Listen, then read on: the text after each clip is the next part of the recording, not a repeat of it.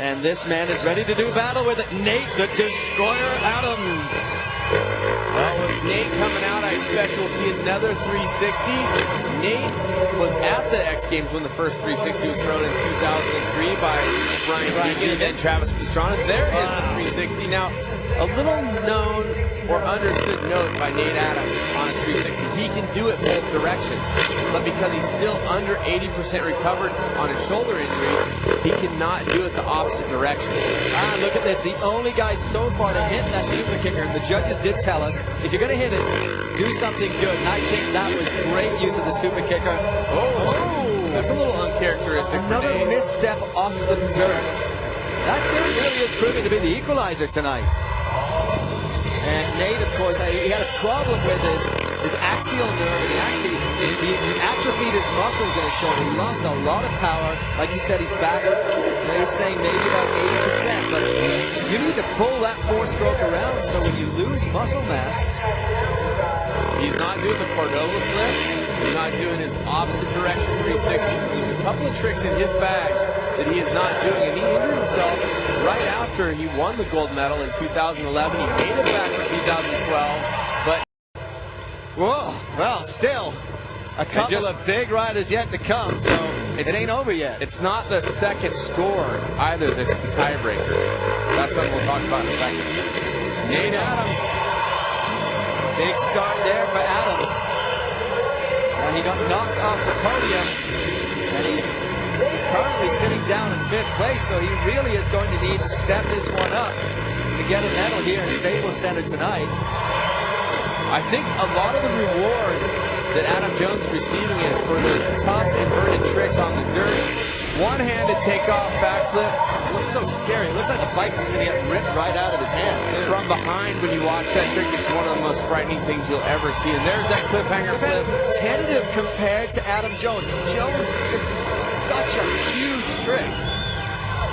Nate looks good here. I mean, this is a good run, but it's how crisp and how explosive Adam Jones' run was that I think really got the judges thinking. And that's the thing I think the judges have really rewarded. Adam had that run that popped. They gave him the score. Same with Higashino, Jones, and Levi as well. So right now it's Jones, Higashino, and then Sherwood. So the last jump count. Nate Adams.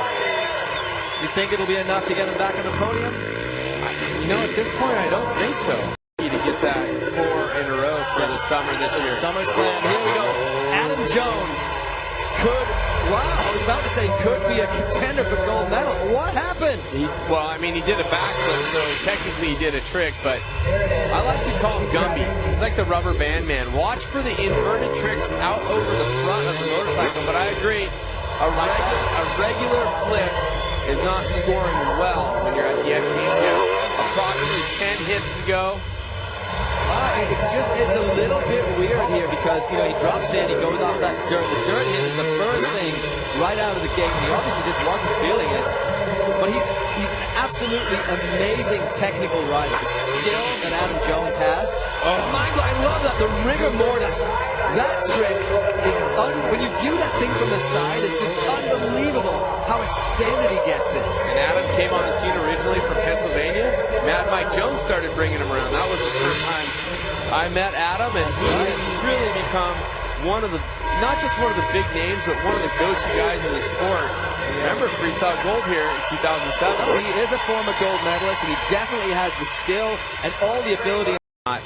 And this guy right here might have a thing or two to say about that last run. He is being heavily favored to win this competition. And he's just so good. And we saw him in practice when other guys were just, you know, kind of moving, going through the motions.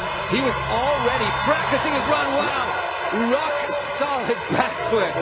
Just the double down. You look alarmed there, Cameron. You look a little bit scared. I don't like it because I just don't think he has that much setup time. Wow, and look at that. He does the pump on the no-hander.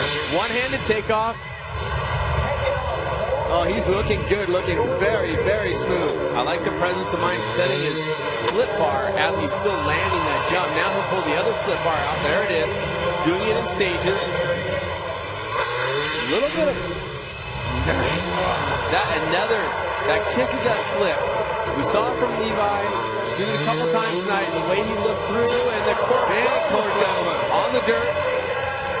You see this time winding down. This is probably going to be the final trick of his run. Does a big ruler.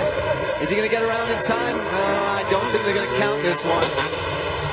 Going lazy boy style, old school. Taka from Japan, of course, riding with,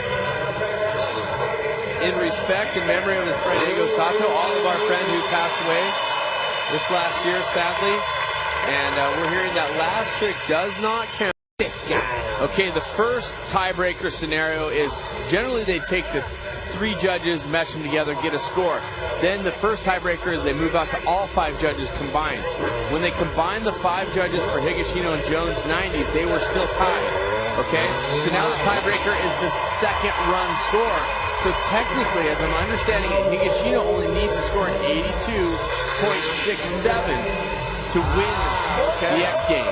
And I got a feeling that if he just puts down a solid run, he's going to get it and will take another gold medal here at X Games. So, Taka Higashino, the pressure is on, but what he has to do is put down a smooth, consistent run. The question is, does he know that?